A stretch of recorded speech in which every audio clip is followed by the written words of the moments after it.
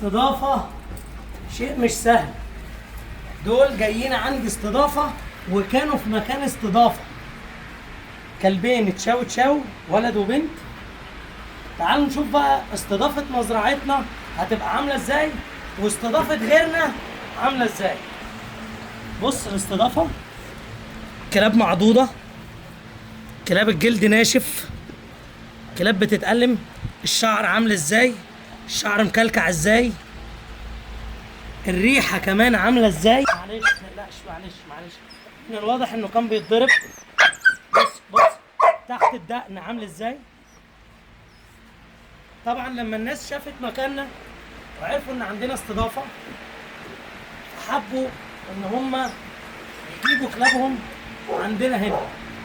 ده من الواضح بيخاف عشان كان بيتضرب. معلش فناخد بالنا من حاجة. انا مش هكتر عليكم كتير، انا بس بوريكم شكل الكلاب، مش عايز اقول لكم ريحتها عامله ازاي. بص الشعر عامل ازاي، كلكع ازاي. خلينا نشوف استضافتنا هتبقى عامله ازاي بعد ما الكلاب دي نحط ايدينا فيهم انا والتيم بتاعي. خليك معايا ما تروحش مني. انا وريتك بس الشكل وهم داخلين مكاني عامل ازاي، وهفرجك بعد كده الكلاب بقى شكلها عامل ازاي وهم خارجين من المكان. هفرجك شكل تاني خالص، وهنا هتبين الفاهم من كتير الكلام. سلام. النهارده اليوم التاني على التوالي. هتقولي طب انت لابس الجوانتي ليه؟ هقولك عشان اكتشفت حاجة خطيرة جدا جدا جدا من الاستضافة القديمة عند الناس المفروض اللي هي بتتآمن على الروح. عند المفروض ان ده كائن اخرس ما بيتكلمش، بيتألم بس، والمفروض ان انت تبقى واخد بالك منه. بيتضرب وبيتهان وبيتعور، وفي نفس الوقت بص الكلب ضامم رجله المؤخرة، ده بسبب التهاب الخصيتين. تعال نشوف. معلش انا عارف انك بتتألم، بس تعال نشوف الالتهاب واصل لحد فين. تعال كده بصوا الالتهاب واصل لحد فين. ادي الاستضافة عند الغير، ادي الامانة، ادي الروح. شايف الالتهاب وصل لحد فين؟ هقول لكم هنعمل ايه دلوقتي، عشان الموضوع عندي مش مادة مش فلوس، رحمة وإنسانية. عشان أنا مش باصص إن الكلب ده داخل عشان فلوس وبزنس وصاحبه ماليش دعوة ويجي يستلمه زي ما يستلمه. لا، يدخل عندي فأنا مسؤول قدام ربنا عليه. عندي هنا ده أمبول ديكساميثازون، هو كان جاي هو ونتاية معاه. هندي نص الأمبول ليه والنص التاني للنتاية اللي كانت جاية معاه.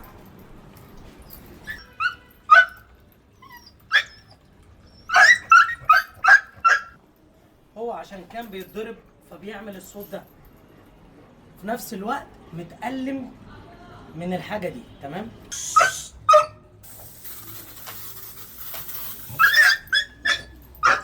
طبعا السبراي ده هينشف لنا الجرح خالص ويلمه خارجيا. طب احط ايه بقى؟ بتادين في الجروح. هاخد كده على ايدي وبرضو اضم انا الحته دي، وانا اللي ايه اهو، وانا اللي ايه اعملها له عشان وابعد عنها الشعر خالص، عشان ما تنشفش وينشف الشعر عليها. بصوا ده كان ناشف الشعر عليها. تعالي خدي كده، خدي الشعر ده الناشف. تمام. في نفس الوقت ابعد المنطقه دي تماما والمنطقه دي تبقى كويسه. تعالي بقى اديني المراهم. عندي كذا مرهم امكسه. لا افتحي لي وحطي لي على ايدي. عندي كذا مرهم. عندي ميكس ديرم، هيدرو فلوسيديك. تمام. وهحط تالت مرهم لاموفين. تمام. اخلي الكلب كده وهدهن وهعملهم ميكس كده. تمام. وهاخد كده اهو وهبعد الشعر خالص اهو. لازم المنطقة دي كلها تتغطى بالنمط ده وبالشكل ده عشان يجيب نتيجة فورية وسريعة. اهو بعدنا الشعر خالص ودهنين ايه المنطقة بتاعت الخصيتين، وان شاء الله يكون زي الفل.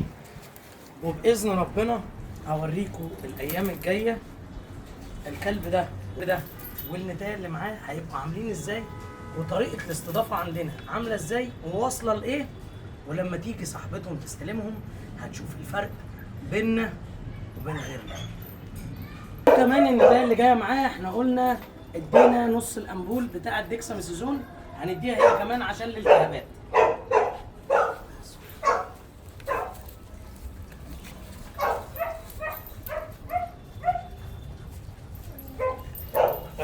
خدت نص الامبول اهو. هشوف برضو هفتش فيها عندها ايه، في ايه تاني متعوره من ايه. كانت متعوره هنا اهو فوق، هجيبها والجرح ناشف، بس برضو هديها السبراي البيفيتراسين. هاتيلي السبراي حسيس وانا برش. عارف برش فين؟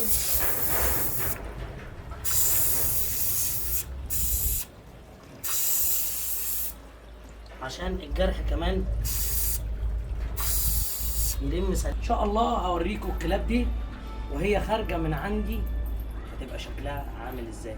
تعالى هنا بقى هوريك ادي الاكتشاف التاني في البنوته اللي تشاو بعد ما قصقصت لها شويه شعر كان مكلكع. بص، حساسيه قويه وبكتيريا قويه. بص عامله ايه، خليها كمان تلحس بسبب النوم على الحمام بتاعها.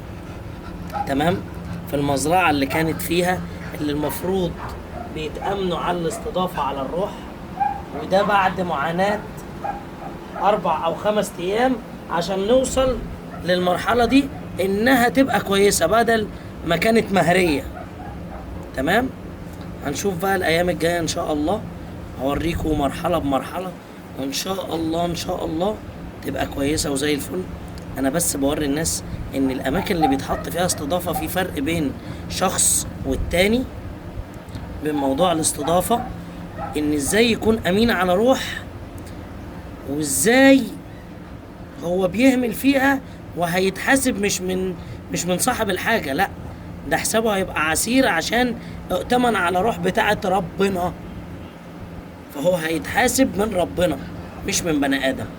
تعالى دلوقتي نديها البروتوكول العلاجي بتاعها ونرتب معاها كل التفاصيل. انا اديتها كده ديكساميثازون محلول ملح الاول اطهر الموضوع ده تماما. بس خلاص بس نو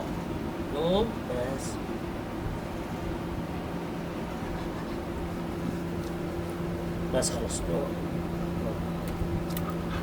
طبعا هو بياكلها، بس طبعا بصوا نسبة الصديد قد ايه. مش عايز اوصف لكم ريحتها عاملة ازاي، ريحة الصديد عاملة ازاي، مش عارف اقول يعني. ولكن دلوقتي احنا عدينا مرحلة الألم شوية، بس معلش هنستحمل مع بعض شوية اهو. بنبعد الشعر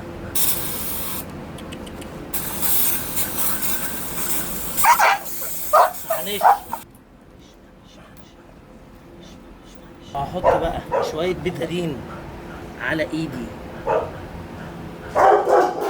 كده اهو. طبعا انا هركبها بالخناقة عشان ما تعضنيش لانها بتتألم اهو.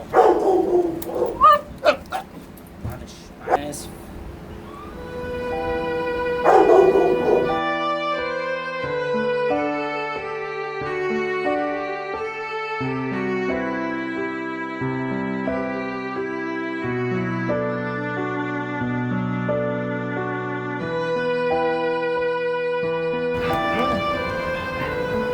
ان شاء الله اوريكم الفترة الجاية لونها هتبقى عاملة ازاي. الكلب التاني كمان اللي كان جاي معاها استضافة هوريكم خصيتينه بعد ما كانوا ملتهبين جدا وبيتألم منهم وجسمه سخن جدا وما بياكلش. هوريك حصل فيه ايه، وان شاء الله بتعافي تام. فاكرين لونا كانت عامله ازاي ساعه لما جات لي استضافه وكانت متعوره هنا وفيها حساسيه، ما بقاش فيها ده. فاكرين القطعه دي كانت عامله ازاي، كنا نحط ايدينا عليها كانت بتموت وبتصوت. النهارده هي مطلعه شعر جديد بعد ما خفت خالص تماما. الشعرايه كمان بتاعتها كان عندها هنا كمان تعاوير كتيره قوي. بص الشعر طلع ما بقاش فيه تعاوير جامده ولا فيه اي حاجه في العقل بتاعت ديلها. بقى شعر لونا كمان عامل ازاي، الحيويه بتاعتها بقت عامله ازاي. لونا هي لونا شايف نفسية الكلب؟ لونا هي لونا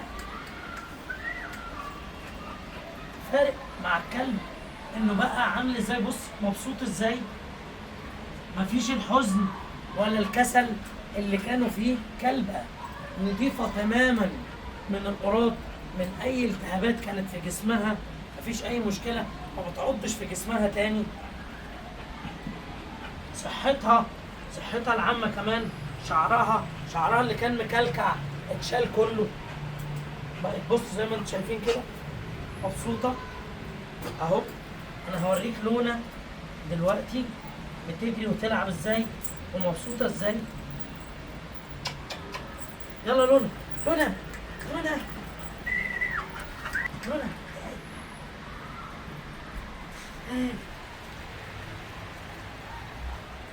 زي ما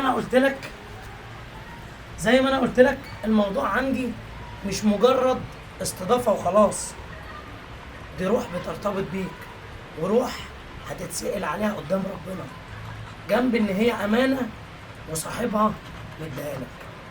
تعالوا نشوف بقى الذكر اللي كان معاها وصل لايه.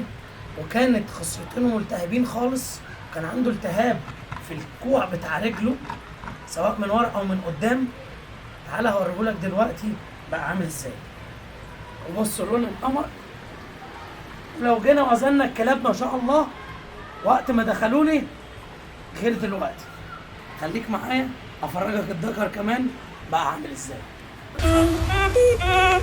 1 2 3 4 ده الذكر اللي كان جاي مع لونا اهو زي ما انتم شايفين ما شاء الله.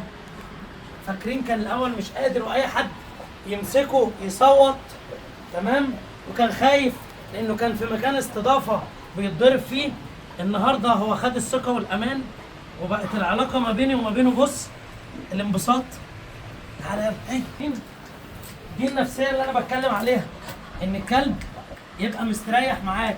طب حجم الكلب، شعرايه الكلب كانت جايه كده استحاله، وانت شايفها برضو في الفيديو. تعالى اوريك كمان الخصيتين. بص خدوا لونهم الطبيعي، رجعوا زي ما هما. كان في التهاب شديد جدا، بقى الالتهاب كويس جدا. النهارده بص الكلب ما بقاش يصوت، بقى بيلعب، حجمه زاد، شعرايته اختلفت، الكلكعه اللي كانت فيه اتشالت. هوريك نفسيه الكلب عامله ازاي. هي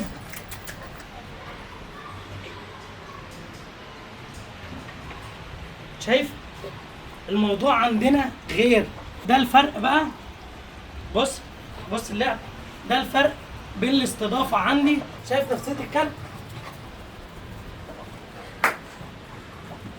مين يقول ان ده الكلب اللي كان موجود بالمنظر اللي انتوا شفتوه في الفيديو ده، انه وصل بقى الكلب ده اللي بيحبني وانا عامل معاه علاقه كويسه جدا، وفارق معايا ان هو يكون كويس وان الروح تكون كويسه. وزي ما قلت لكم الامانه دي بينك وبين ربنا، الامانه دي بينك وبين الشخص اللي واثق فيك، الامانه دي في الروح اللي هتتسأل عليها. الاول كنت تيجي تحسس على الكلب يصوت وعايز يعض. النهارده بص بيلعب ازاي. هي زي ما قلت لك ان دي امانه، وادي المستوى وصل عندنا. افرجكم عليهم وهم خارجين بعد الاستضافه هيبقى شكلهم عامل ازاي.